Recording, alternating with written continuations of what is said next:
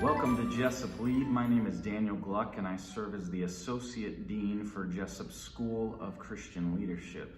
You'll see here I'm standing in front of some of the beautiful architecture of our Rocklin campus. And if you didn't know, this campus was originally designed for a company called Herman Miller by a famous architect, Frank Gehry.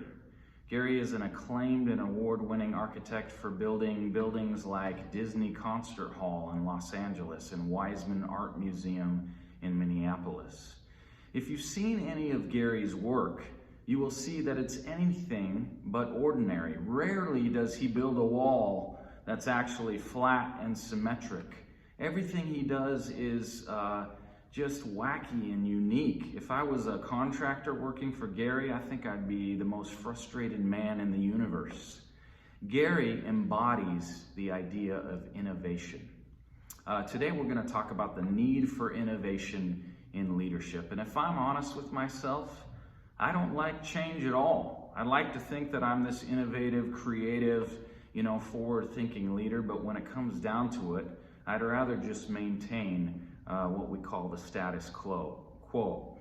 You might have heard the phrase, if it ain't broke, don't fix it. But that phrase goes against the very definition of transformational leadership, to produce change and build lives of those we're leading. One leadership author said in his book, Deep Change, his name is Robert Quinn, he said, leaders and organizations really have only two options for the future. Number one, deep, continuous change. And the second, the slow road to death. Wow, that's a little depressing. Isn't that being kind of dramatic? Well, we have statistics to show that our computer power doubles every 18 months. If I have a computer that has 1 gig of RAM, in 18 months, in the same amount of space with the same size chips, it's going to have 2 gigs of RAM. We say to our college students all the time, half the jobs that you will have when you graduate don't currently exist. You have to go create them. Write the job description, pitch it to your new company.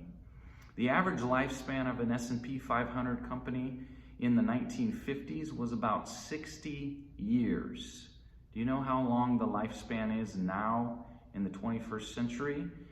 Only about 10 years will pass for an S&P 500 company before it is bought, acquired, restructured, or folded.